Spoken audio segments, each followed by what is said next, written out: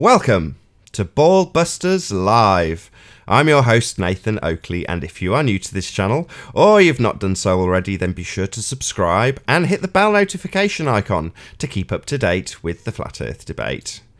If you'd like to support this channel, there is a super chat that runs alongside each of these shows while they're live. There's also a PayPal, Patreon and crypto link in the info box below the video. If you'd like to keep up to date with the community debate, then go to nathanoakley.com and check out the Flat Earth Debate Forum. Now, we are joined by Betty Van Velsen and Quantum Eraser. How are you both doing? Yeah, I'm fine. I hope your computer is fine too. Yeah, all is well. How are you, Good John? afternoon again. Indeed, yes. Take two. So, in case this is being watched and I do take the other one down, which I think I will, unfortunately it's been shared everywhere, I'll have to take it off all the playlists, but this is actually the second time we've attempted this due to a computer failure. However, more importantly than that, we will be addressing the single best heliocentric debunking there is. So we will be talking about a very simplistic idea, which is gas pressure. So as you can see from the spinning ball that's on screen right now, the alleged surface of the Earth we dwell atop has gas pressure. Stuck to the side of it in an infinitely ever-expanding vacuum of space. And, based on the second law of thermodynamics, a natural law which applies always, the gas would expand and fill that space, leaving us with no gas to breathe. So in essence, the vacuum of space, claimed to be the sky above our heads, is a second law of thermodynamics violation, and we're going to be covering that today. So John, Betty, who wants to start? Or I thought it was going to be bird landing, because I got the notification on the video earlier today. I was going to mess with the presentation, you know, tweak it a little bit, and I got the notification when I started doing it. So I pulled the video up, and it was Arwen. I wasn't expecting that. I thought it, a typical premiere from you. And Arwen was on there, so I said, "Oh, God, what's going on here?" So I listened to this whole thing, and it's the undergraduate physics student and talking about gravity. And I knew, we all know how this is going to end. So I said, okay, here we go. He's not going to be able to do anything. He's going to get asked a bunch of questions. He's going to obfuscate and divert. But towards the end, he finally gave his observed natural phenomena, and I wasn't ready for it. And he said bird landing. So I was done for the next 2 hours, man. I couldn't deal with the presentation because I just lost it. We're getting to this level of absolute ridiculousness, man. Wait till we listen to that. I just couldn't get over it. I'm still put off. I don't know if I'm ever going to be right. Go ahead. Well, Arwen ended the show, so we didn't get to establish whether or not we had the cause for the natural phenomena of bird landing.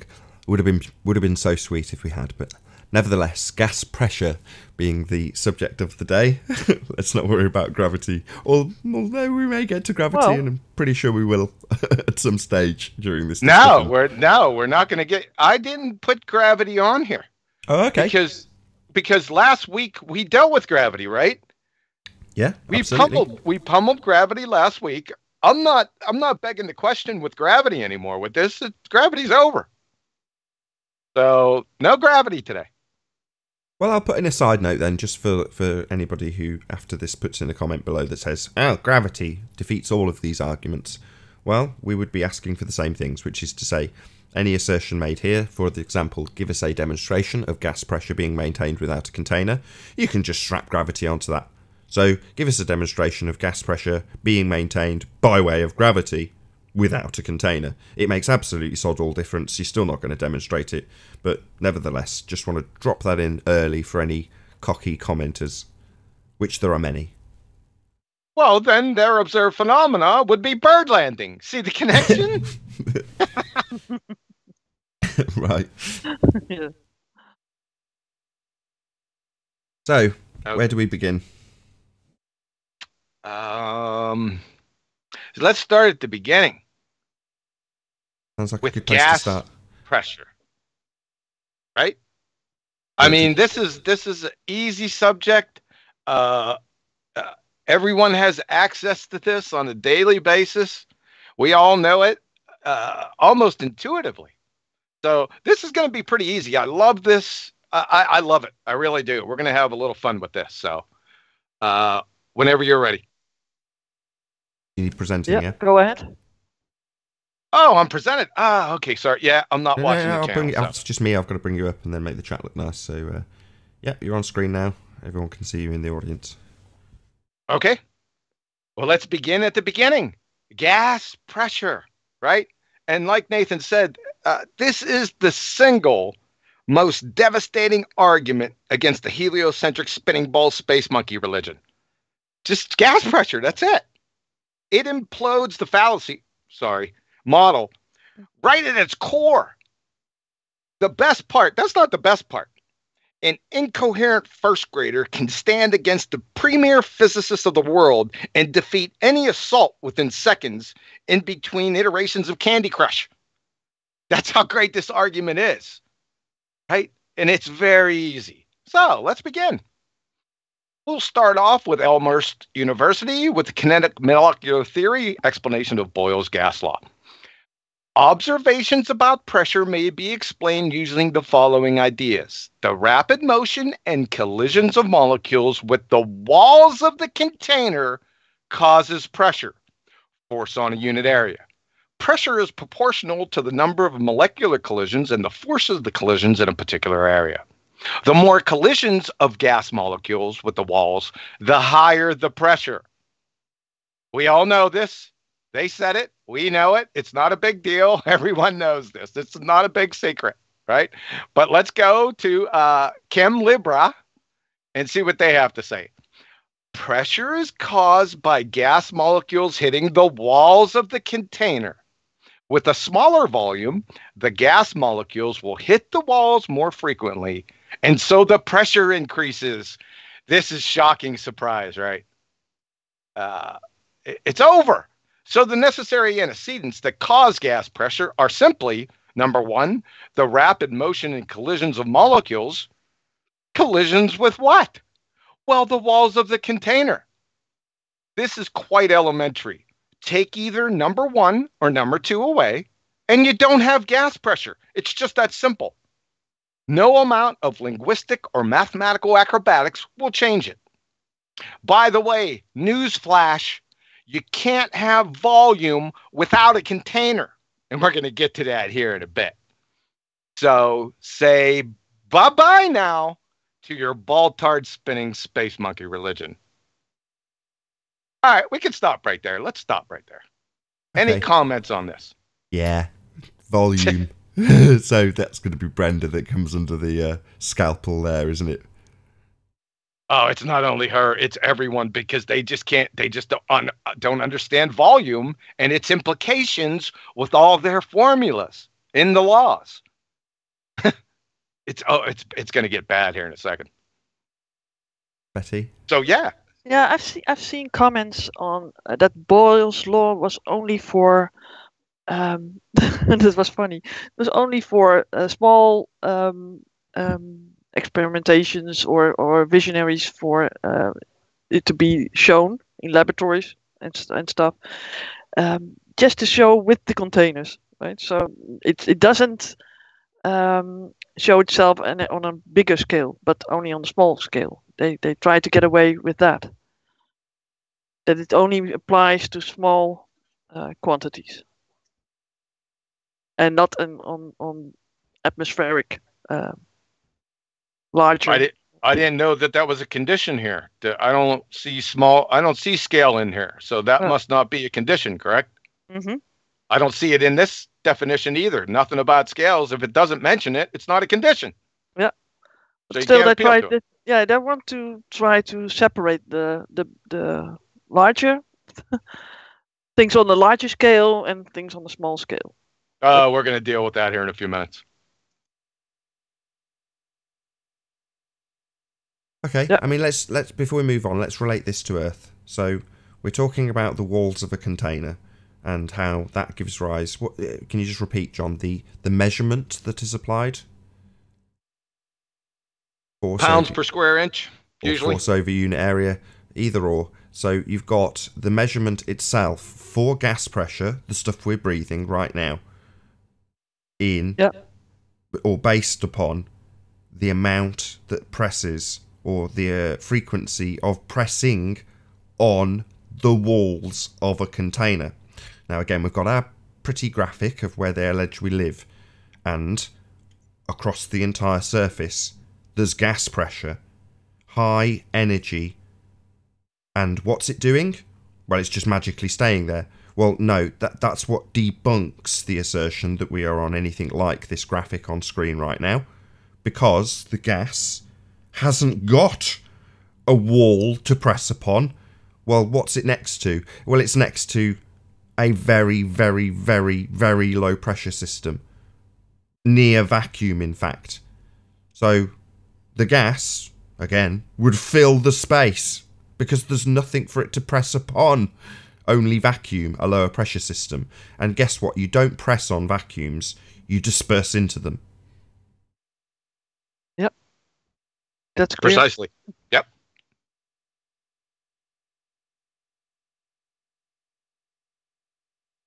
Maybe I don't know if I'm stealing your thunder if I start saying about Boyle's law in the same respect, because you have just covered it. Maybe it won't come up again. If it doesn't, then I'll talk about that as well. No, Boyle's law is going to be coming up here. Okay, I thought so. I'll shut up. We'll move on. Many times. Yeah, Okay. many times. So, yeah. Cool. Yeah, in that case, I'm happy. And Betty, if you've got anything to add, feel free. Otherwise, I'll put your screen back on. Oh, just carry on. Cool. Okay, we will. Let me know when it's up, and you're going to see Boyle's law. Excellent. Yeah, you're up. You presented. All right, spinning space monkeys, and this is trademarked, by the way. So this is from Wiki, the Baltard's alma mater. Boyle's law, sometimes referred to as the Boyle-Mariotte law, or Mariott's law, if you're in France, is an experimental gas law that describes how the pressure of a gas tends to increase as the volume of the container decreases. That's Boyle's gas law. So from Penn State, Boyle's law, or pressure volume law. Yeah, and there's a reason why I'm laughing here, because this is the death knell. It's right in the title. It's over. Pressure and volume. You can't get away from this. That was hilarious. It states that the volume of a given amount of gas held at a constant temperature varies inversely with the applied pressure when the temperature and mass are constant. And here's the equation right here. You see this part right here? We don't have to deal with pressure. You see this part right here? That's your huckleberry. You know why? Question. How can you have volume without a container? Back to the Baltard's Wiki alma mater. Volume is the quantity of three-dimensional space enclosed by a closed surface. For example, the space that a substance, solid, liquid, gas, plasma, or shape occupies or contains. Volume is often quantified numerically using the SI-derived unit, the cubic meter. The volume of a container is generally understood to be the capacity of the container, i.e. the amount of fluid, gas, or liquid that the container could hold, rather than the amount of space the container itself displaces. So, in 3 sentences, we have container mentioned 6 times. Right? This is over. It's all over, people. You can't get out of this. So, say bye-bye now to your Baltard spinning space monkey religion. Okay? We want to move on. Let's move on. Let's just roll with this. So, spinning space monkeys. You see this? This is the ideal gas law. All this is a generalization of the Boyle's gas law. And what we're going to be concentrating on, I'll let you try to guess. You see this one right here? That's what we're going to concentrate on, because you can't have this law without that V. So V equals volume. So show V without a container. Question: how can you have volume without a container? Do I need to go through this again? 6 times in 3 sentences. It requires a container. So, say bye-bye now to your Baltard spinning space monkey religion. All right, let me stop there, even though I'm going to go for another one. Let me stop there. Any comments, quick questions? Absolutely. Well, again, we've got our beautiful Earth graphic on screen. So this is all pretty heavily dependent on container and its size, right? Oh, got a bit of feedback. Come on, Nathan. Oh, The hey, image. Arwen. It's so hypnoptizing. I didn't so see you join because beautiful. I've reduced the hangout. We've been joined by Arwen. Good to have you, Arwen. Hello, good evening. Good Hello, evening. Arwen. Good evening. Very pleased to have you. So we're at the point where we're discussing Boyle's law, Arwen. We're talking about the size of the container and how that would dictate or increase and decrease the pressure based on the size of the container. And we've got the Earth graphic on screen, and it doesn't have one. Yep. But we've Yeah, definitely and got then the Globers say, oh, but what about gravity? Gravity is gonna make that gas all cling to that ball somehow, Earth is the And- container, they say. right? But the funny thing is, and even I try to keep telling them, but even gravity in their conceptualization of what it's supposed to be and what it's supposed to do, it's considered a weak force. It's just a push on the matter. And it's never going to be strong enough to oppose the actual force. Wait a second. Are you talking about bird landing? What? bird landing, the phenomena attributed by the pseudo-scientist that was on your panel today, Arwen. Oh, right. Bird landing. No direct relation. I'm just referencing what I've always been saying. That, yeah, the supposed gravity force for whatever it's supposed to be doing could never be strong enough to contain all that gas that has a natural tendency to expand and try to find an equilibrium within the container, after which it would then start to form a gradient dependent on the gravity supposedly present. But Wait a second. it's never now. going to be strong enough. Wait a It's second never now. going to be in outer space. It's going to be an outer gas. Wait a second now. You said the gravity force. Gravity is not a force. No, but I understand that. But assuming that presupposition that gravity actually is a real thing. Nah, we've agreed we're not going to do that on this show, Arwen, as much as you love the subject of gravity. So gravity was smashed on the last show, and there is no but you can smash it a little bit better by exposing that even in their conceptualization of it, presupposing it, it still doesn't work. Absolutely, we'll 100% agree it doesn't work, but the main focus is going to be on the gas pressure itself. And in this instance, when we're talking about Boyle's law, which is dictated by the size of the container, and we look at what's on screen, well, what have we got instead of a container? Oh, we've got a vast, ever-expanding, infinite vacuum rather than a container. We got a molten iron core, and we got all that gravity, and it's just magical. It just works. Come on. No. Just no. Just no. Yeah. Yeah, so Boyle's All law simply cannot apply before we move on to the next bit of the presentation. But yeah, you can't have Boyle's law because it's dictated by a container. And what do we have on screen? Well, we've got an Earth without a container. Yeah. Yep. It's over. All right, you ready It still to looks continue? pretty convincing, though. Looks pretty. Yeah. Playing into the natural psyche of the human nature.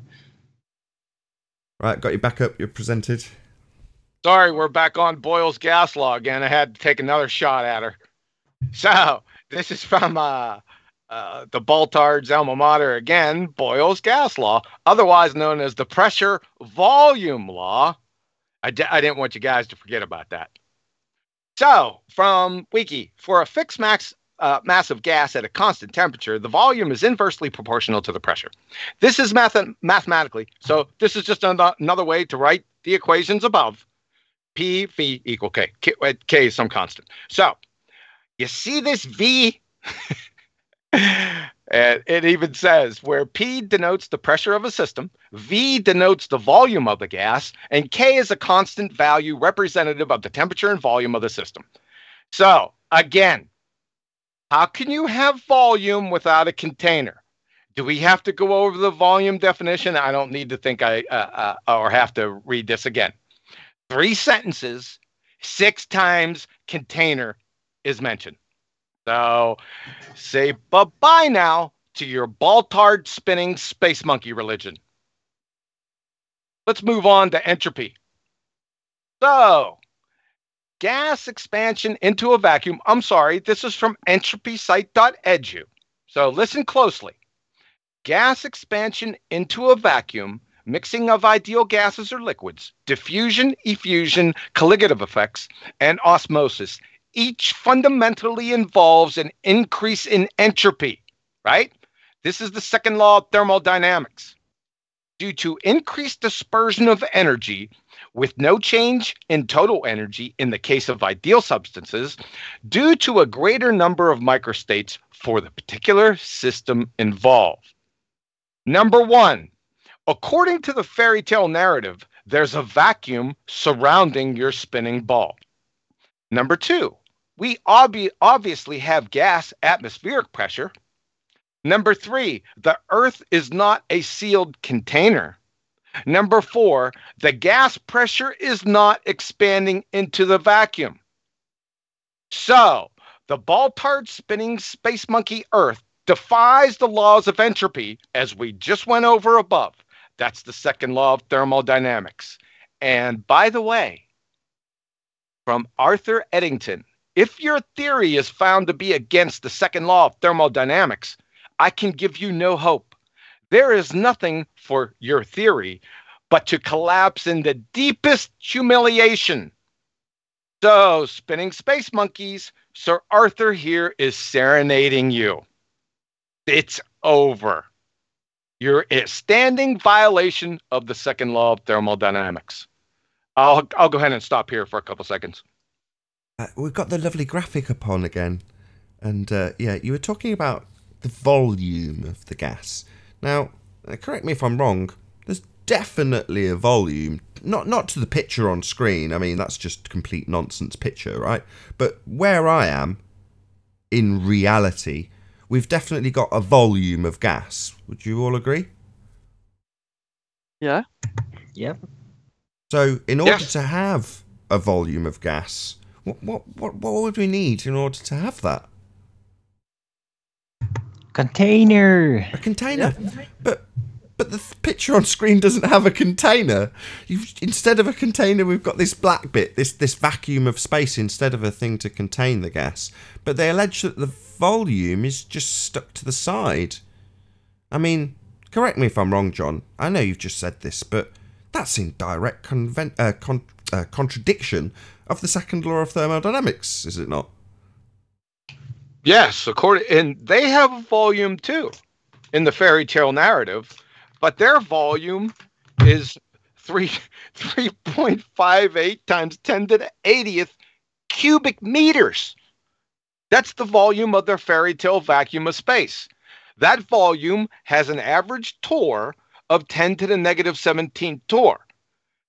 Ergo, at sea level, we must have our air pressure at 10 to the negative 17 torr. That's it. That's equilibrium. It's over. Do we have 10 to the negative 17 torr? Are we breathing? We're definitely breathing. Then their fairy tale's kaput. It's over. Simple. And how would we get that in the first place?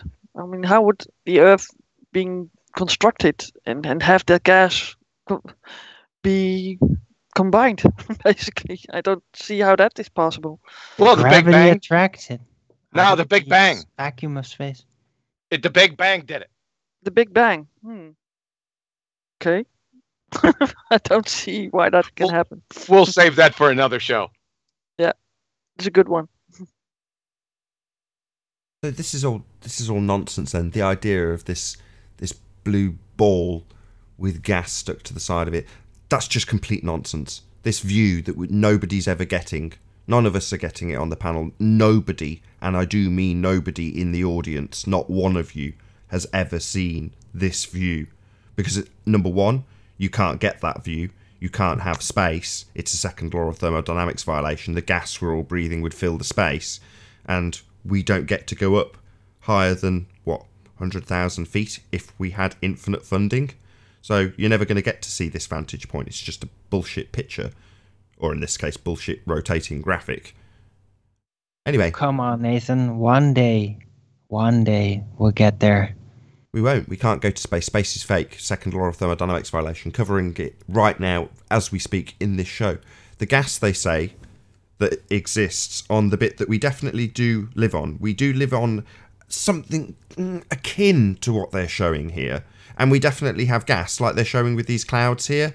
But if you look, when this cloud gets to the edge, you can see it's right next to space. The vacuum, well, it would just dissipate. It would just dissipate immediately. And as John says, we'd all be at 10 to the minus 17 torr at sea level because it would reach an equilibrium. It would try and dissipate until all of its energy was dispersed equally into the never-ending vacuum of alleged space that we can't possibly have because the gas we breathe is definitely here, not dispersing into the lower pressure system. So this picture, just complete nonsense. Mm-hmm. Yeah, I mean, what more can we add? Yeah. What I most object to is the actual visibility of the stars. This would never actually look like this if you'd be at any high position. And, who knows how far up you can go. Whatever type of barriers and obstacles are up there, maybe we could go higher eventually. But, yeah, what we get to see here on screen, that's never going to be the natural view. Never. Yeah, you're never going to get to witness a second law of thermodynamics violation before your very eyes. That's never going to happen. So this, like I say, is ipso facto fake because you cannot witness a second law of thermodynamics violation. If you could, it would no longer be a natural law. Right, but to be fair, even with the balloon footage, when you go really, really high up, the outlook of it does kind of have this bluish, low to the ground type of color, and then the rest of the sky becomes black. And even this happens during the day, from what I've seen. It's very strange how that works. So we don't fully understand really what we're looking at with this high altitude footage because, we don't understand the nature of the heavenly bodies, including the sun, where this light is coming from. We know what it's not. Absolutely. It's not words a out of vacuum. my mouth. Absolutely. Agreed on that. Definitely. Absolutely. The Earth realm, it's all gas. All of it. In a gradient, absolutely, but it's all gas pressure. And there is a container somehow. Yep. Absolutely. Yeah, Right. I just want to reiterate what John said. Sorry to cut you off, John. We know what it's not. So, at night time, I can see the black bit Arwen. Wouldn't you agree? And I can tell you, for absolute certainty, it's not a vacuum. And equally, it's alleged that what is claimed to be celestial bodies, physical bodies in the sky, i.e. they have mass or they are gas in a vacuum also, but maybe or maybe not get into that, we shall see. Ultimately speaking, when you're in the daytime, it's alleged to have the same stuff in the same place, i.e. when you look at the blue sky of the day, that's also a vacuum. You're just looking at the daytime version of the vacuum of the sky. Well, no, it isn't a vacuum.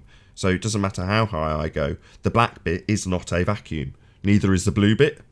None of it's a vacuum. Because if it was, the gas would fill it instantaneously. Yeah, and don't let this next point be lost. If the medium is not what they say it is, if it is not a vacuum, then all bets are off. Everything that you've claimed that exists in that vacuum is baloney. So you got it.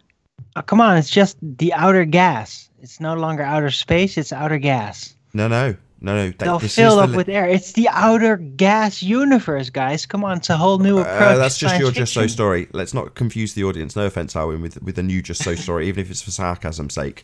Because ultimately speaking, this is the linchpin of their religion. So it is fundamental to their religion that the sky is a vacuum.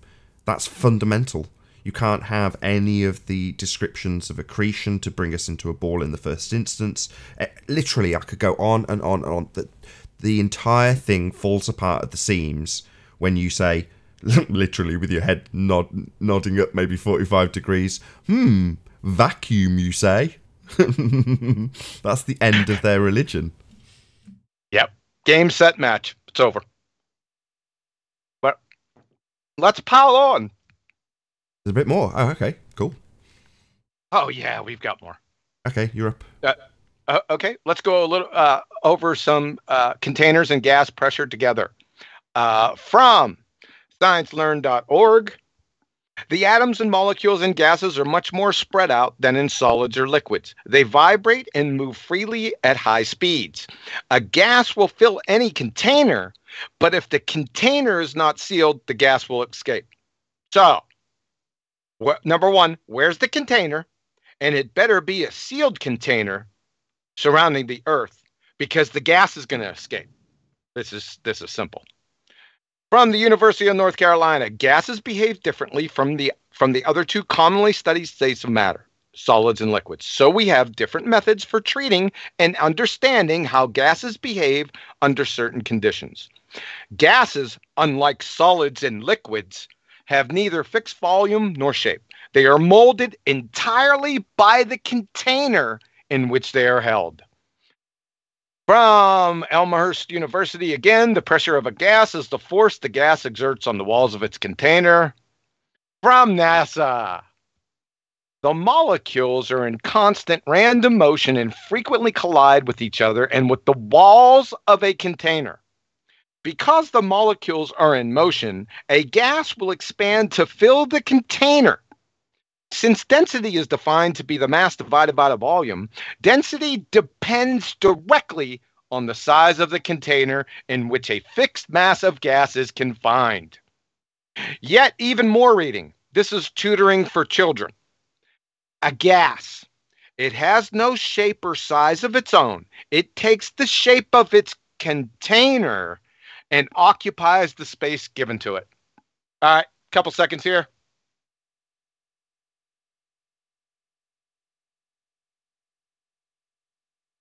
Hello?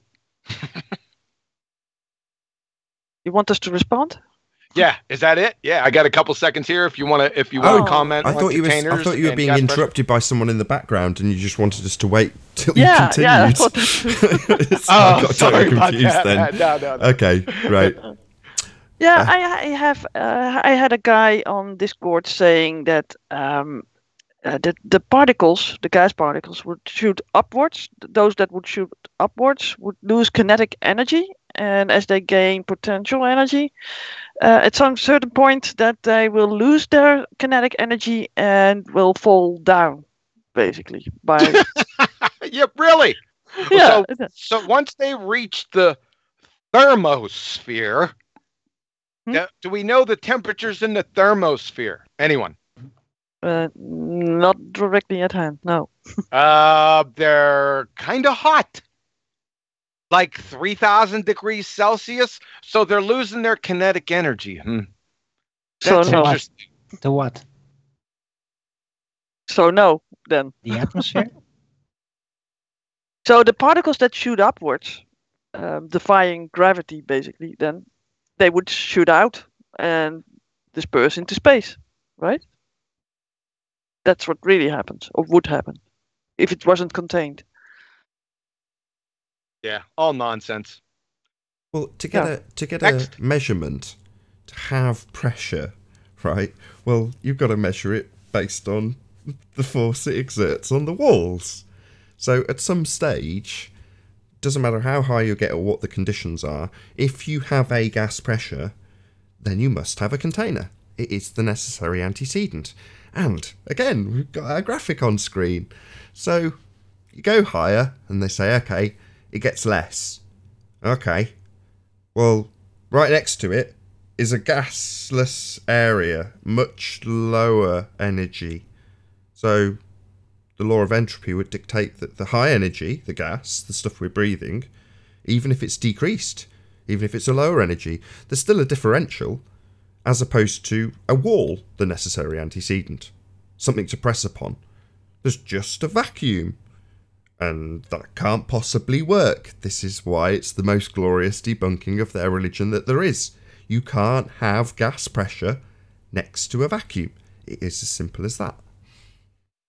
Unless there's a mysterious space barrier due to a secondary influence of gravity. Just putting it out there, science fiction.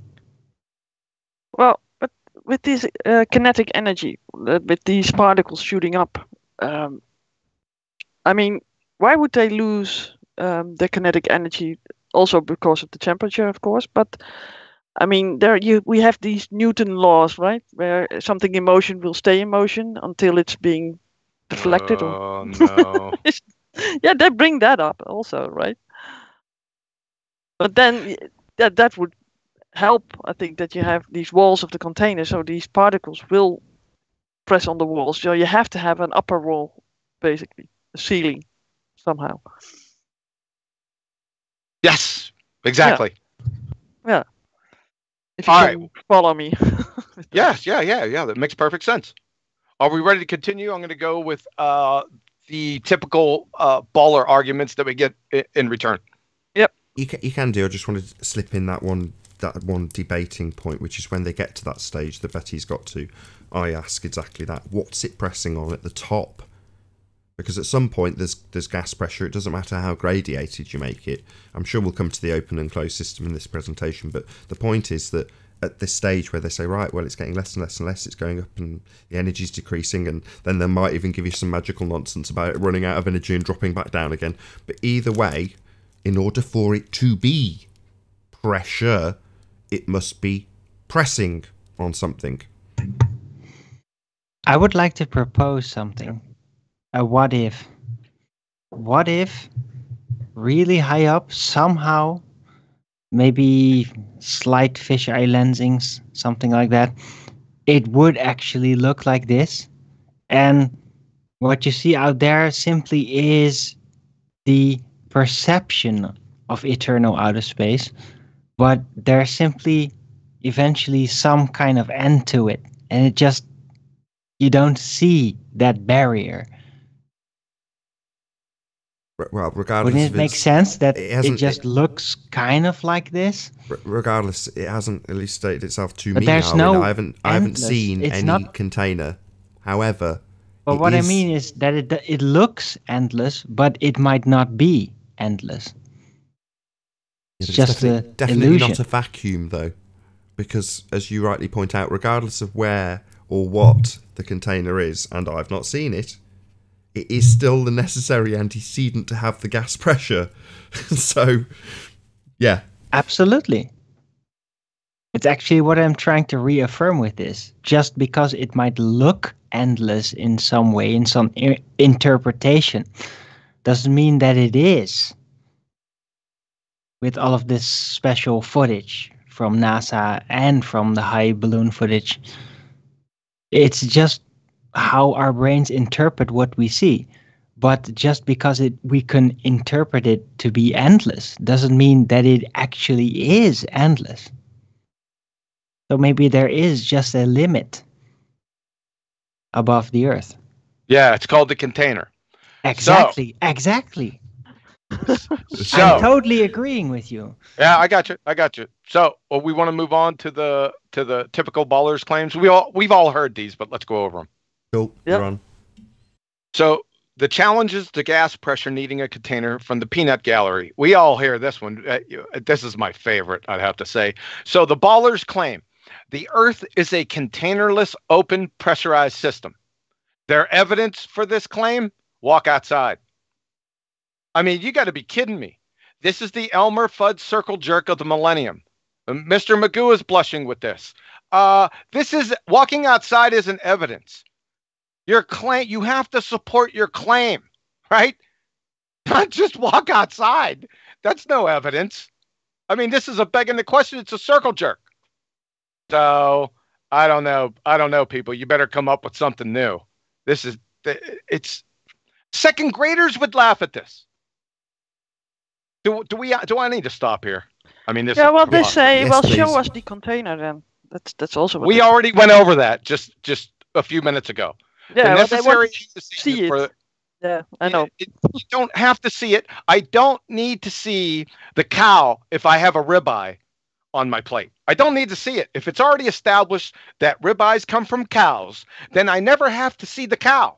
If I see the ribeye, the cow must necessarily exist. Yep. Is that good? Yeah, sure. For me it is, but for Well- the multitude, it's not. They want Well, to see the it should. container. Well, it's not my responsibility. The onus is not on me to convince Elmer Fudd's of their train wreck logic. That's not my problem. They need to fix that. Yeah. All right. I do have Anything? something to, just one more thing to add. So this is the part of the debate again which lends me to expressing this repeatedly, that this is a glorious, glorious debunking of the heliocentric system, because all they can do in terms of their evidence, any demonstration, will never be forthcoming of a second law of thermodynamics violation. So literally, they have to overtly beg the question on the spot. And it's so far to date on the debate, I don't think it's ever not happened. In other words, they being globeheads, automatically assert their fundamentalist belief about what the Earth in space does. And I'll say it again, Math Powerland, shout out to you. We never get this vantage point. We never see this. The thermodynamic violation, the second law. Yeah, we don't get to see this. We're never going to get this vantage point. But ultimately speaking, when you ask them how they can prove we have gas pressure without a container, i.e. gas pressure, high energy, pressing against nothing but a vacuum that it's not dispersing into, they will tell you, as John rightly points out, that go outside. In other words, use their fundamentalist belief that Earth can exist with gas pressure next to a never-ending vacuum. They use that belief to justify the belief. It's the worst circle jerk there is.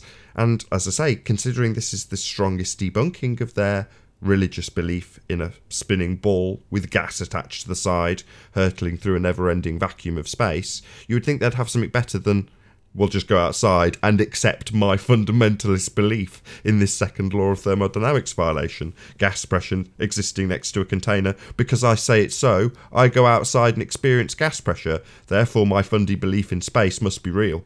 Absolutely dreadful. Yeah, it's tantamount to, like I have here, the wind is generated by black holes interacting with dark energy. My evidence for that is walk outside.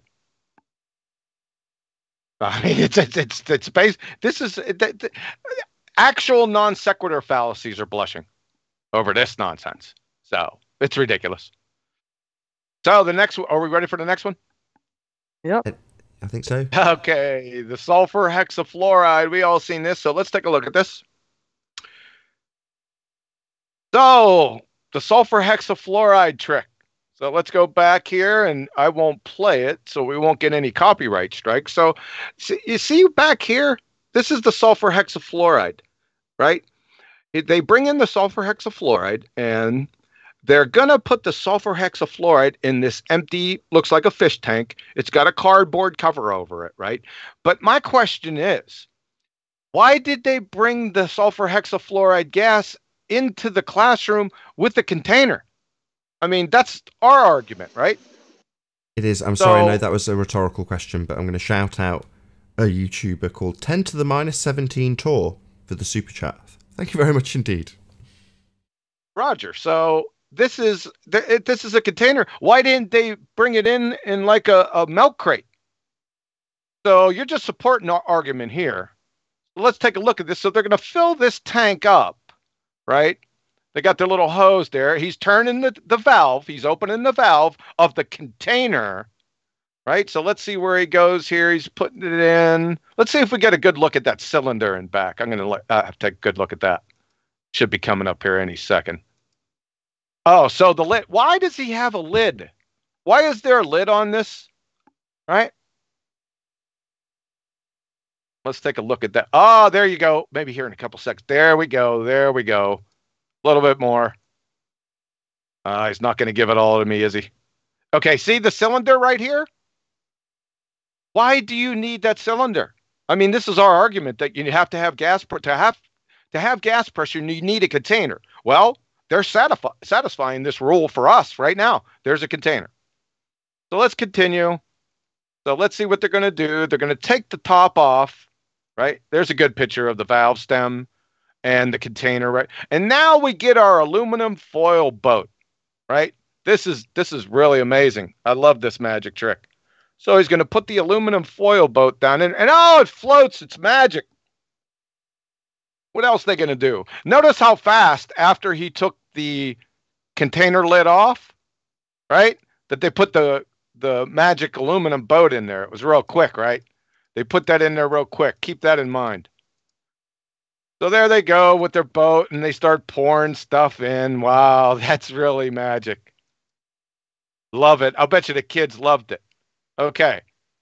So, my questions. What's in the gas tank? Again, what's in the gas tank just behind the fish tank? Number 2, why is there a lid over the fish tank when the sulfur hexafluoride gas is added to the fish tank? Number 3, and this is a sidebar, is sulfur hexafluoride gas a man-made gas or is it a natural gas? That is, if man wasn't or didn't exist, would sulfur hexafluoride exist? If so, is it available for scientific inquiry? But that's not the real game here. See, I've been waiting. This is the question. This is what I want them to do. We would like to see the same demonstration 3 hours after sulfur hexafluoride gas is added to the fish tank. That's what we need to see. I want the gas added. You can have your little cardboard lid over it, no problem. I put the sulfur hexafluoride in, leave for 3 hours, and come back. We want to see that. And then put your little friggin' aluminum foil boat in there, and let's see what happens. And define a false equivalence fallacy from the Black Lagoon. Okay, let me stop right here just for a little bit. Any comments on this? Feel free, whoever wants to go first. No, I think it's really good explained here that the gas, it is still a gas. It will dissipate, I think. And although it might be a heavy gas, it will still leave the tank eventually, even with a cardboard lid on top of it. Right. It'll increase its entropy, right?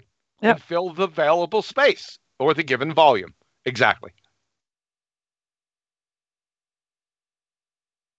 Yeah, the other thing you highlighted was that it's not natural gas, and obviously it's got a very high density, hence it's sitting in the tank after being pumped in from the pressurised canister that was used to wheel it into the classroom rather than an open-top wheelbarrow.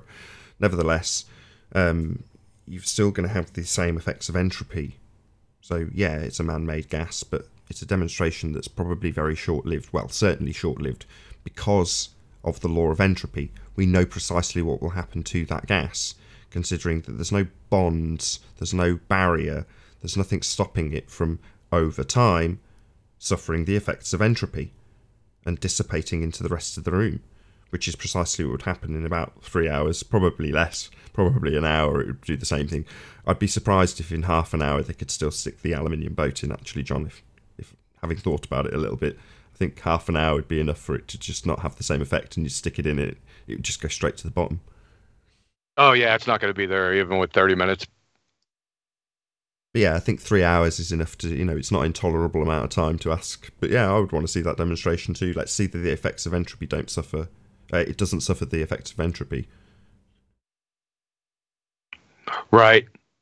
All right. Anything else with that? That's an easy one. Arwin, got anything? No? Arwin? Still here? Might have stepped out, maybe. Maybe he stepped out. Shout out to... Is it? I can't see it. Beer Can Girth for the super chat. Really appreciate your support. Thank you very much. I'll pop your screen back up on John. All right.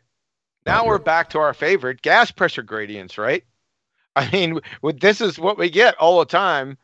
I don't know, that it must be part of the card that they get from the spinning space monkey committee or something. They issue out cards because everyone just bagak gas pressure gradients. I mean, why do you guys continue to wholesale dodge the very simple questions to support your fairy tale? See, this is the question. I'm going to say it twice. How do you have gas pressure without a container? In other words, how do you have gas pressure without a container? That's the question. The Bagak response, how do we have gas pressure gradients, isn't a response to this question. Number one, it's a question, it's not an answer. And number two, you're begging the question because we're trying to figure out how you have gas pressure. You're already assuming in your premise that gas pressure exists. So this is just another circle jerk. Answer this question. It's that simple. It's a double your pleasure fallacy. And it's not a reasoned response. If you think this is a reasoned response to this question up here, then you're a full-on ICD-10F72 code. Go ahead and look that up. So we're going to hold your hand. Which comes first? Gas pressure or X, or gas pressure gradients delta X? Which comes first? I mean, you can't have delta X or a change in X before there's an X. In other words, before number two, one must frigging exist. So, back to the old question again. How do you have gas pressure without a container? Simple. You need to answer it. Anything on this? Yeah, sometimes when it comes up in debate, you'd phrase it, where'd you get the pressure from? So when they start asking you how you can have a gas pressure gradient, you say, well, where'd you get the gas pressure from in the first instance? In other words, I had this with I'm not going to discredit the guy by highlighting who it was, but somebody on the panel just didn't get it. You know, he said, well, which comes first, gas pressure or gas pressure gradient? And it's like, I don't know, I'd have to think about this for a few minutes. And it's like, well, I'll dumb it down for you. It's like, which comes first? A red car or the car? Well, without a car, it can't be a red car. You know, it has to have the car first in order to have a red car. So asking whether or not you get the red bit before the car bit it's just so nonsensical. You've got to have the car first to have a red car. You've got to have gas pressure first before you can have a gas pressure gradient. Simple. Yeah, it's the only way they're gonna go. I mean, there's nothing else they can say. So they will say this or the force, basically. Two ways out. They hope. They hope the gravity part or the gradient part will kill this argument. It's never going away. No. Just to let you guys know, it's not going away. In fact, it's getting stronger. A lot of people are picking up on this because they can tie their shoes. So, gird your loins, baltards. All right, we ready to move on? Yep. I think so. Is Alwyn still on the call? Easy. Just before we do, are you still here, Alwyn? Can't hear you if you are. He is still on the call. Hopefully he'll get his sound sorted. Maybe he's just nipped away for a second. Anyway, you're up, John. Let's continue. All right, so let's go with the Be Kind to Dumb Animal Week. Let's deal with this question. Now, I didn't want to deal with it because I don't want to be answering their question, the second question, and let them beg the question. I don't want them to do that. However, somebody put me under pressure, no pun intended, to go into this subject. So we're going to answer the begging the question via red herring fallacy question number 2, the baller's question. And it's a legitimate question. I have no problems with this question. I like the question. It's the next logical question in the sequence. But you have to answer the question number 1 first. However, we're going to go ahead and answer question number 2. Okay, Hold you on, guys ready? Stop. Sorry to interrupt. So I'm going to reiterate that. That's very important. So just for people who aren't following along, the first question is, where do you get the gas pressure in the first instance? Just to make it absolutely clear. So this is a first for John. This is a big occasion. get your pens and papers ready if you want to write this down. However, up until now, correct me if I'm wrong, John, you have never disclosed this. I have. I've let it slip a couple of times. I have in chats, in comment sections, a lot of people asked legitimately, and very respectful. They said, so how can, even if I give you the closed system, then what about the pressure gradient? So I explained it to them.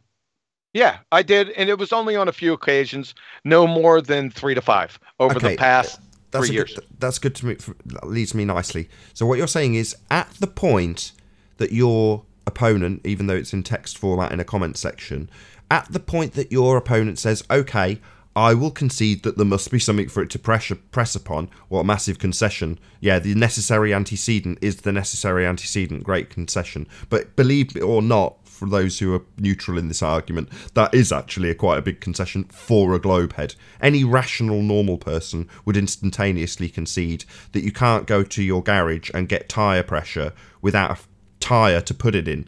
The gas would expand out. You'd need something to actually, for the gas to press upon. But that, like I say, is a rational person. But at this point in the argument, just to build it up a bit more, because I think it's worthy of it, you'd still have to have that first part covered, which is the main question. Where do you get the gas pressure from in the first instance? Bearing in mind, there's an assertion, and we'll put it on screen again just for comedic effect, that we've got a vacuum of space. So, given that that's the assertion, we would like to know where the pressure comes from in the first place. Where's all this gas pressing on something in order to be gas pressure? That would need an answer first. But, so we can move on and I don't hold John up any further. In this instance, we're in the hypothetical situation that a globe head would actually concede to the fact that you've got to have something to press upon in the first instance. Then we move on, only then, to how you have a gas pressure gradient. Sorry to drag that out, but I thought that was necessary. No, that's okay. Yeah. And like I said, it's a legitimate, I don't have a problem with this question because I asked that question myself immediately, right?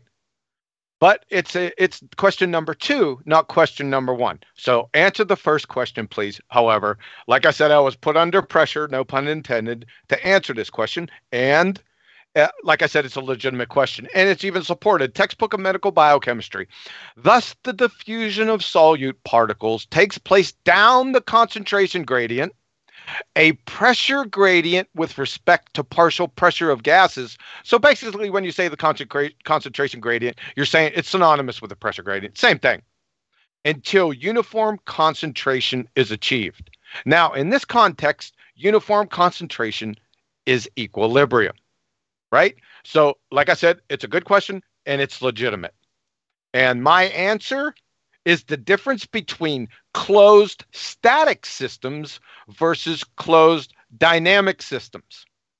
See, we live in a closed dynamic system, not a closed static system. And what do I mean when I say that? Right? So, this is an example of a closed static system. It's compressed air. That is, when this container is filled and the top is put on, that everything inside this container is going to reach equilibrium very quickly, right? There will be no pressure gradients in here. However, the only time you do get a pressure gradient is when you press this valve. That's the only time, and it's only going to be temporary. The gradient will only be temporary, and then pretty quickly, this is going to reach equilibrium again. And that's fine, but that's a closed static system. We're not talking about that. That's not what the Earth is. What is the Earth? Well, it's a closed dynamic system, and when we talk about dynamic systems, we're talking about cycles. Now, does everyone remember back in high school what cycles there are, the main cycles, what cycles there are with gases in relation to the Earth? Now, everyone knows the carbon cycle, right? You get this. This exists. And most of the carbon, the CO2 cycle, is where does it originate from? Well, it's down here on the surface. That's where most of the gas pressure is. And then it's going to cycle itself, right? You get a lot of photosynthesis, both from marine photosynthesis and terrestrial photosynthesis, right? Everyone knows this cycle. So it's a cycle. In other words, you know this, guys, right? What's the next one? The nitrogen cycle. Same type of deal here, right? Most of the pressure is down or created on the surface, and it cycles. Too easy, right? What's the next one? Can anyone guess the next one on the panel? Hydrological cycle. The water cycle. Right. The hydrologic or the water cycle, exactly. So we're getting the same thing here, right? The cycles, this is a dynamic system. The Earth is a dynamic system. It is not a closed static system. That is the answer. So, I've answered this question for you. I shouldn't get this question anymore. Correct? All right. Oh, I forgot about this. Ryan. Now listen, folks. And this has nothing to do with the closed static system or anything like that. This is a side note. If you are a ball-tard spinning space monkey and you're walking down the street and you happen to see Ryan or anybody else out here on his driveway putting air pressure in his tire, creating gas pressure, you have to run up and admonish him and tell him what does he think he's doing and to get rid of the tire, because he doesn't need that to have gas pressure. Just so you know. Just keeping it real for you. Okay? All right. Any questions on that before I move on? No, Ranty made the same point in a video he made recently, probably in the last 6 weeks or so, which is to say, you know, you can't go to a garage and then say to the person in the garage, you know what, I'd really like all of the cushy benefits of gas pressure because they're really useful. They soak up the bumps as I go over them in my car. The bit I'd like to avoid is the tyre. That's really expensive. Shout out to Paul Hall for the super chat.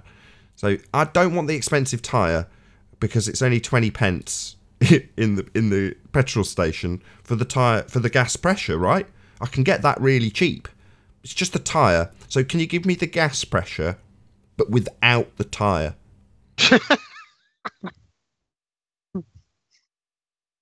Yeah, I think you'd have a few mechanics looking at you strangely. Yeah, they're going to call security. But that's what we have on screen, essentially. We have, apparently, according to the heliocentric spinning ball space monkey religion, gas pressure existing without the tyre. So again, there's no barrier, there's just a much lower pressure system. So the gas that we see, these clouds, the high pressure gas, would want to dissipate into the low pressure vacuum. So again, this is just nonsense. The black bit that they say is a vacuum, outer space, is fake.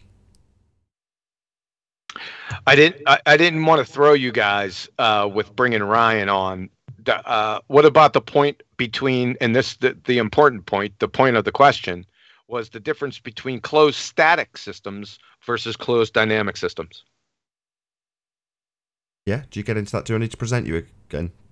No. I just didn't want to let that point go because that was the main point. I realized I threw Ryan in there at the end, you know, and that kind of threw everybody. So I guess that was pretty self-explanatory, right? Yeah, we live in a dynamic system. There's more gases being produced at the ground where the gases start their cycle. And obviously there aren't any production plants for the carbon cycle in the middle of the sky, halfway up. So we have the main concentration of gases being produced at the ground. That's why you have the highest pressure. It is as simple as that. So yeah, I see what you're saying, John. You might throw the audience slightly by showing a static system like you showed with your gas canister blowing on a VCR or whatever at the beginning, which is, yes, it's going to have an equilibrium within that canister until you press the valve. But that aside, that's not what we live in. We're not living in a gas canister. It's not a very simplistic system. It's incredibly complex, and it has all three of the cycles that you've just gone through, and they are going to have the main point, the main concentration at the ground level. So why do you have a gradient? Well, because we have cycles. We live in a dynamic system. And by the way, gases are also being absorbed at ground level, mind you. A lot of them, actually. in chemical reactions. Sure. All of the activity is going on at ground level. Beyond that, doesn't matter if it's an inch or a mile, that's where the activity isn't taking place. Right? Yep. So, there you go. Gradient. Simple explanation. All right, can we move? I think so.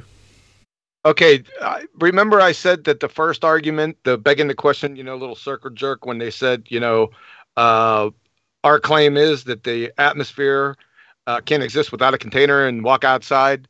I need to take that back. This is the stupidest argument I've ever seen. I first seen this on Discord, and this is the argument. Atmospheric pressure and gas pressure are not the same. Yep. This is the stupidest one, hands down. I mean, this takes the cake. Listen up. Look up atmo. Just atmo, the prefix here. Atmo means air. Air is gas. Gas pressure is air pressure. Therefore, atmospheric pressure is gas pressure. To have gas or air pressure, you must have a container. Next block of instruction, how to say the in the early afternoon. I'm going to stop right there. Well, that's going to aggravate me. Well, it's just a justification for the religious assertion when we went over the begging the question fallacy earlier. You just go outside. Well, this is basically the same thing, isn't it? You define something as... I know you're saying the definition doesn't meet their requirements, but in their mind, when they put this argument forward, oh, well, it's the definition that meets my fundamentalist belief that's the one we'll be using here. And that would be atmospheric pressure, of course, until you take a dump all over that. What you've just done. Yeah, this is really bad. I can't believe I even have to answer to this. I mean, come on, people.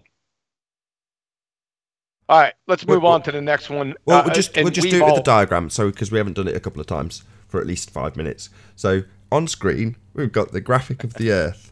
Now, correct me if I'm wrong, that would be described by them or anybody else as the atmosphere, correct? You can't see, just say yes. Yes.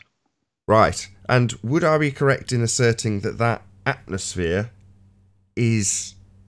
gas pressure? Nah, atmospheric pressure is not gas pressure, man. All right, what is it then? Atmospheric pressure has a different definition than gas pressure. So it's not gas pressure. I'm sorry, I can't do it. Yeah, you have to give up this facade. So I'll try once more. So correct me if I'm wrong. What we see on screen on the fantasy ball Earth is an atmosphere or atmospheric pressure, correct? Yep. And that would be gas with pressure. Yep. And in order for it to be gas with pressure, it would need the antecedent of a container. Yes. It doesn't have one. The picture on screen, it's just got a vacuum of space next to the gas pressure. So ipso facto, this is nonsense. This can't possibly be real. Even though it's a graphic and we know this isn't real. I mean, the thing they say it is can't be real. Well, the atmospheric pressure is they bring gravity on because it's air, the weight of the air on top of weight of air on top of weight of air, right? That's the whole thing. That's also in the definition, and then they basically claim that John is cherry picking some stuff out of that definition to suit his argument, but it doesn't matter. Well, until you get need to the the container. top. Until you get to the top, right? So it's the pressure of the stuff above it, right? Until you get to the very top. So there's going to be a point where there's still gas pressure, but it's next to a vacuum. Even if they say it's gradiated down to the lowest of lowest pressures, well, it's still pressure, and therefore it still requires the necessary antecedent of a container. And what's above it, you say? From your vantage point, relatively speaking, you look up into the sky and you see the gradient, if such a thing was possible, and at the very topmost top of that gradient, there's still a gas pressure. And what's it pressing on? Oh, a vacuum, you say, Johnny Globehead? No. It would disperse into that. as per entropy. Yeah, and you would think that the layers on top would just be more heavyweight to keep everything down. I mean, not at the top. We're going to deal with the blanket of these gases here in a moment. Okay. That's good. You move on, or have you got anything to add, Darwin?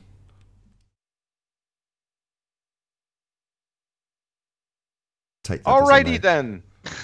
Let's go. Took a break. Okay. The next one, you got. Are we showing? Are we sharing? Yeah.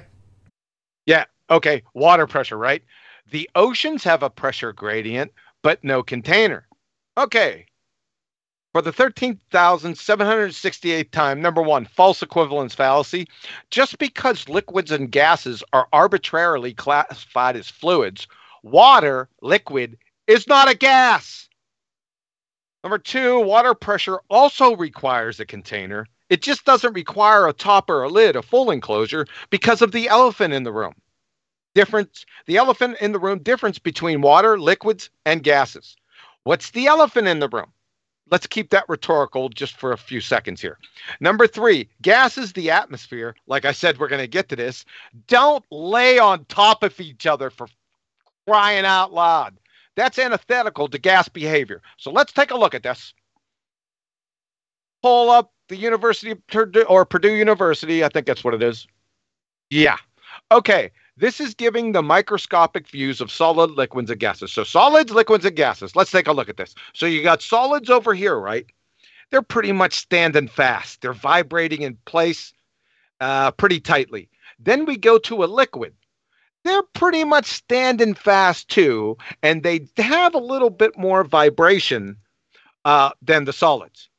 As opposed to gases, can somebody please tell me or show me how this is laying on top of each other? So get your head out of your four-pointed contact, people, and stop with these ridiculous Elmer Fudd arguments. You contradict yourself with every other statement. And you ask me, well, why am I getting frustrated, right? I'm starting to get fired up now. So what causes water pressure or gas pressure? Well, a container. The sea floor and the sides. The seas and the oceans don't have to be fully enclosed because of the false equivalence fallacy here failed to take into account the elephant in the room, and we're going to deal with that right now. The water, here's the elephant. The water has intermolecular bonds, hydrogen bonds. Gases don't have intermolecular bonds. That's one of the big differences between gases and liquids. Ergo, or therefore, water is prevented from escaping and reaching the entropic degree that gases attain. Right? So let's go to the University of Wisconsin Chemistry Department. Listen closely. The entropies of gases are much larger than those of liquids, which are larger than those of solids. Right? He's lowballing you right here. They're exponential magnitudes greater. And everyone knows this. If you offered any of the above arguments, please report to third grade 2 weeks earlier next year, okay? I say again, bye-bye now to your ball-tard spinning space monkey religion. Thanks for your ear. Have a nice day. All right. Anything here? Yeah, it's just a summary of what you've just said, which is to say it's a false equivalence. So you can't have a comparison between things that have absolutely no connection to one another. They're bouncing randomly in all direction and off the walls of the container, unlike liquid, which has bonds.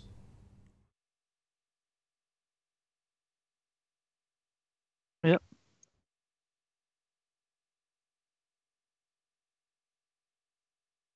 Yeah, it shows it all, right? I don't think that it needs any explanation, but they have this double think and double speak going on, and it's Orwellian, I think. Sorry about that. I was going off here, and my mic was muted. And I hear people talking over me. I'm sitting there, wait a second. Yeah, I was muted. So listen, I don't know when they teach this anymore. I can't remember. Was it third or fourth grade? I don't know when did they even teach this anymore? I don't think so, because we have people that don't get this, right? Oh, Right. I was certainly taught that in high school. Yes, absolutely. They do teach you. So in high school, I swore I learned this in grade school. But come on, people. I mean, we know that there's no intermolecular bonds. Gases are flying around everywhere. That's gas behavior. And I'm Right? glad too that it does that way, because I cook on gas, and if the gas was on, then it would never disperse. It would never get rid of it. I need someone to get rid of the gas that I've spilled, basically. So Exactly. Especially if you're eating a bean dinner. You're happy that this is taking place right over here. that's a totally different example, but yeah. So whereabouts are we at in the presentation? Because there's going to be a special announcement for the keyboard warriors at some stage, isn't there? We're at the end of the presentation. I already gave the ending right here with thanks for your ear. Have a nice day. That's the ending. That's it. Perfect. Okay, so at this stage, this show has actually had the link to a hangout which I've set up for any member of the public who wants to challenge any of the, I don't want to say ideas, facts, let's make it clear, that have been put forward here this evening. Then there is a link in the info box below this show. So if you want to join, feel free to join. You will be in a containment area, shall we say, to keep it polite, and we'll hopefully have some civil guests join. Hopefully we can chat amongst ourselves and see if any takers are in the chat. I've noticed quite a few people in there saying they want to join, so we shall see if that actually happens. Rob V, feel free. And there are some rules, right? No swearing. Make sure you stay on topic. Be respectful, and you'll get respect back. And don't try to change the subject. Make your claim, support it. Don't give us 30 claims. We don't want to hear a story. Give us your claim, simply support it. Right? Don't be just galloping me or any of the members of the panel. I'm going to take a break here for a second, and I'll be right back. Okay? Yeah, I don't mind if there's a little bit of dead air at this point, because obviously we may not get anybody join. If so, we'll, there'll be a few pauses, and then we'll end up rounding out this show. But well, I'm highly confident. I'm highly confident that you'll be able to handle it. Oh yeah, I'm not concerned about people joining in your absence. You feel free. Take yourself a little break. I'm getting a lot of echo. Well, now it's over right now. All right. We're good. We got yeah, sorry for my absence, guys. I'm kind of cooking at the same time, so that's all good. I was just about to say we'll never have dead air. We've got Arwin. Was it on gas, Arwin, or is it on electric? Yeah, it's on gas. Definitely gas pressure. Yes. Yeah, probably best not to open the valve and test this out. It will definitely fill the space, but you'll also die. Yeah. Well, if you don't ignite it right away, yeah. But yeah, as I say. But yes. To all keyboard warriors. Gas. I'll plug again. To any keyboard warriors, there is a link in the info box. Let's see if we've got anybody that wants to challenge anything that's been said here.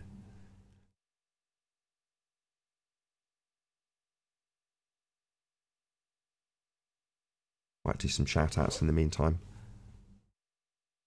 rather than the dead air. So big shout out to Slam Free Poetry for hitting the super chat. There's Rob V wants to join. He's calling Nathan Chicken. Well, you have an opportunity. There is a link in the info box. Partial recall. Massive shout out to you as well for the super chat. Really, really appreciate your support. Thank you very much indeed.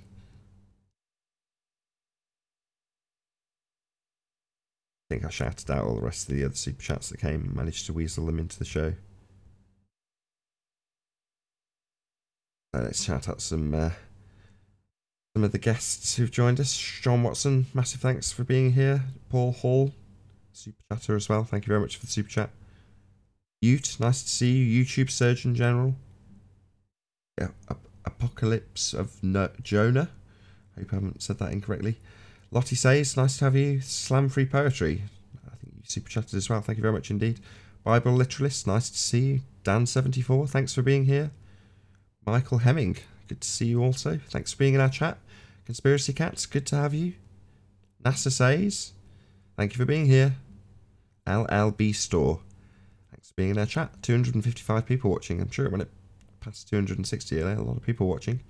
Thank you very much to all of you who've joined us. If you're watching on a smart TV or something and not in chat, thank you very much for being here.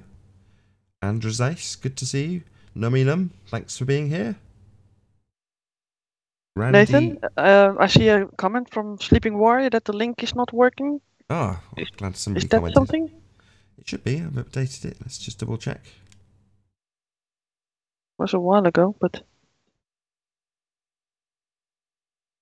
I'll recut it and paste it from the Hangout. Although, I must admit today on the Hangout, or yesterday, Friday, whatever day it is, lose track. it's Saturday today. Yeah, so yesterday the Hangout did have a slight issue with people getting in, I think. But I'll repaste it. There we go. It was a trial run. It might be a failure from the off. We shall see. Hopefully, it works now. I'll paste it into the link again, so hopefully in the info box. I could just paste it straight into the chat. There's no harm in doing that, I suppose. I just had to put quote marks around it as well to get it to work from the chat, so I'll try that. Mark, paste, quote mark, go. Let's see if that works.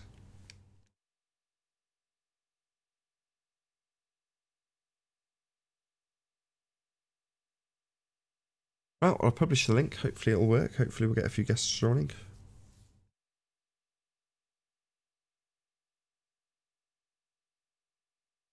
Not we'll round. Yeah, we'll a couple of tried to try the link, so you would think that they would want to come on then. Could be me. Could be a fault with the link. If so, it's going to be a slightly dull ending. 5 minutes of not much talking while we have people trying a link that doesn't work. It's definitely published correctly. It's published the same way I've done it for a huge amount of time. I suppose I could just try another Hangout, as we have got a massive audience to hopefully cater to, so I'll try another Hangout just in case it is an issue. That Hangout.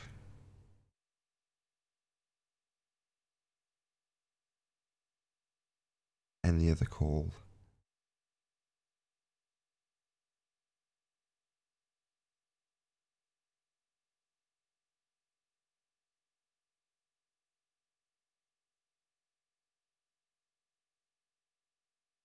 Okay, so I've started a new Hangout and I'll put 10 more seconds and I'll have the link in the public bit.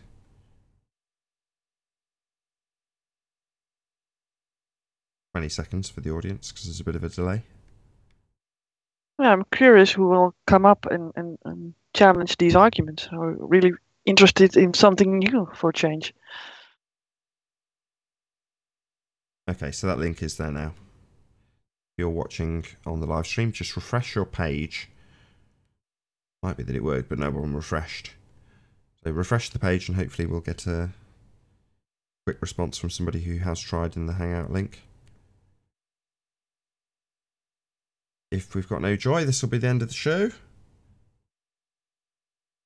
And I'll say stick around if you're in the Nathan Oakley stream, as we will have a short after show. Oh, I believe that Conspiracy Cat is also in the chat. Maybe he would like to join and tell about his gas pressure argument. Well, we've already got his answer. To quote Conspiracy Cats, without the container, there can be no pressure. So I'm pretty firm in my understanding that Cats understands the paradox here. Yeah. Okay, so nothing new then. No. Disappointing. If I don't know, if someone could let me know if they can attempt to join from the chat, that'd be very much appreciated. If it was Tony, then if you can try Tony, just to let me know if it works or not. Because if it doesn't, there's no point in us hanging around with this show. It should work. It's worked for 2 years. I don't see why it wouldn't work now. Well, you're under pressure. And that's what it is. Yeah. That or nobody wants to join. That could be the case, yeah. Well, maybe it was clear enough to basically solve all the problems that people had with it. 2 more minutes. If we don't get anybody joining, that's precisely what I'll be declaring. Hey, I'm back. Hey, Adam's here. Oh, it's QE here. Yes, I was hoping Johnny Globhead. I wanted an autograph off Johnny Globhead. Get stuffed. Ah.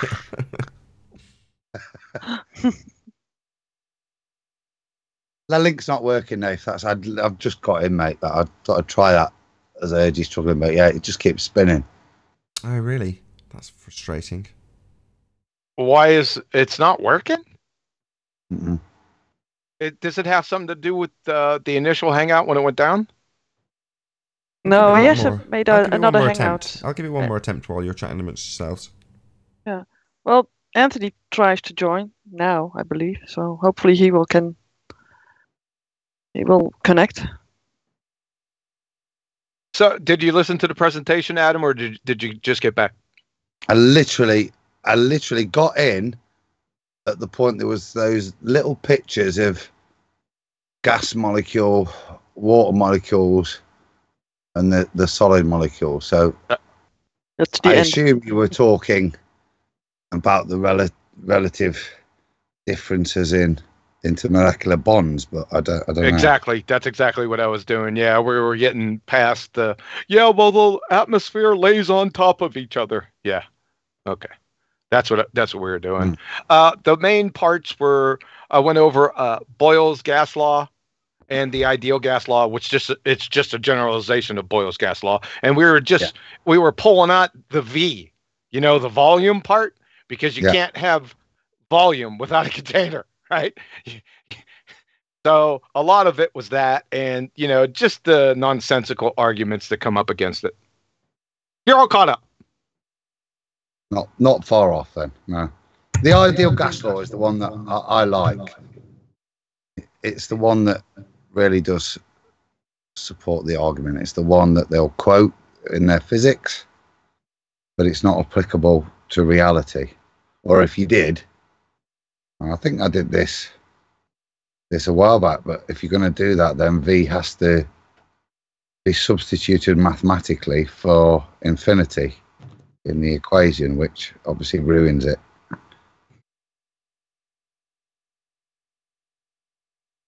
Yeah, I agree. I mean, I don't know how you can argue against this. I mean, essentially, it all boils down to exactly what Nathan was saying and Ryan. We had Ryan on here pumping up his gas or pumping up his bike tire, right?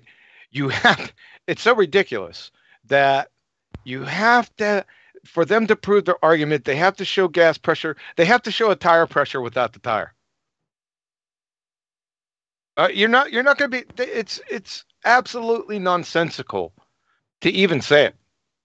So the nearest they've got on that, from what I can see, is the approximations they have atmospherically, and this kind of probably relates more to gradient pressure and how you can have that within a contained system.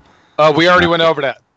Yeah, but they'll use what's called isolated pockets. So it's just a finite area before the physics can equate that they'll use to describe certain areas that are, whilst not are obviously under the same volumetric conditions, but they're not under necessarily the same energy conditions. And that particularly relates to atmospheric analysis of it. But again, it's even within itself, as I understand it atmospherically and from a weather point of view, it's admitted that this is a rough approximation and can't be held in any or expressed in any finite area. It's for computer modeling purposes. So it's not necessarily any form of reality, but it's how certain pockets are used within computer systems to try and use the ideal gas laws to model atmosphere. But again, like I say, it's all. How can they do that? What's the V? Well, again, and this is the point: is if they are writing this even from a computer program point of view, at some point you do have to define your parameters, don't you, for the computer program? So I've not looked into this, but you would imagine that they have at some point defined an outer perimeter for the ideal gas law mathematics to work within. Like I said, if you were to be honest with the mathematics, then the only V you can put in is the volume of the universe. Yeah, you can't get around it with volume. There's no way out of this, right? You could theoretically come up with a volume, but that's theoretically or conceptually.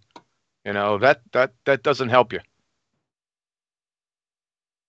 Right, got a last attempt. Switched accounts to open a Hangout on a different account and then reposted the link for that. So if you want to refresh your page and try one last time, if not, that's going to be the end of the main live show. Saying that for about 10 minutes though, so. Yeah, it's a yeoman effort though. I think it has something to do with that, with it going down. It has to, because all the Hangouts work. You do it every day. Right. Weird. Hopefully, like I say, I've stuck the link in the info box if you want to refresh. Hopefully that'll try. Or someone will try and join. Is Anthony out there in the chat? Guinea pig. Hopefully he'll try and let us know. Is Anthony out there in the chat? He was, and he was trying, but I haven't seen him in the chat anymore. So is there anyone you know in the chat to just have him try to come in, say hello, and then they can vamoose? Yeah, maybe biblical literalist, Paula, maybe, if she wants to. Yeah, just come in and say hi, just to let us know that it's working, and then you don't have to stay if you don't want.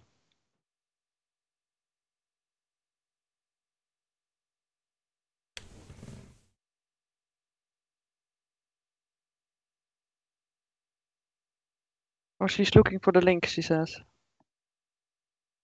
Could be the so how's the weather? Info box. Where? Let me tell you, it was really warm out here for the past couple of days, and this afternoon it snowed. So yeah, it's the crazy time of the year. We get a lot of craziness in Missouri this time of year. So I'm just trying to kill time. What else is there to talk about? High pressure and low pressures going on? Yeah. There's high pressure and low pressure action going on. So where's the equilibrium then?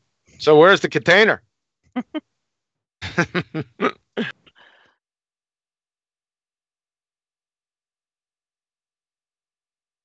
I know. Did the snow stay, or is it white? Or No. That snow, as soon as it hit the ground, it melted. Yeah, it's been too warm here. Ground temperature is way too high. It's not gonna. It would take a mammoth snowstorm. Now, not to say that hasn't happened before. I mean, this is the time of year when we get dumped on like 10 inches, 12 inches of snow.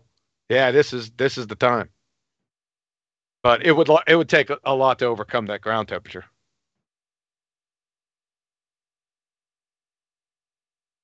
Not looking good. I think Paula's tried and it doesn't work still, so that's probably going to be my opportunity. I'll wait to see if she did actually refresh the page first before she tried the link in the info box. If so, yes. I'll just try it again, Nath. No, it's all right. Refreshing it and linking it. It's just spinning, pal. That's too bad, man. That's too bad. I mean, we will continue this conversation on the after show, but I think with that, I will say a huge, massive, enormous thank you to. Let's get it right. So we've got Adam, Quantum Eraser, Betty, and Arwin for making this live BALLBUSTERS possible. Also, a massive thank you for your patience in the live stream, for putting up with the technical issues at the first show that didn't quite happen, and of course for putting up with the dead air while we were waiting for a Hangout that didn't work to work. Trial run gone wrong, but nevertheless, you can't have gas pressure without a container. Once again, a massive thank you to all of the BALLBUSTERS panel and you in the live audience. Be sure to check out nathanoakley.com if you want to keep up to date with the community debate. I've been Nathan Oakley, and I'll see you all in the next video.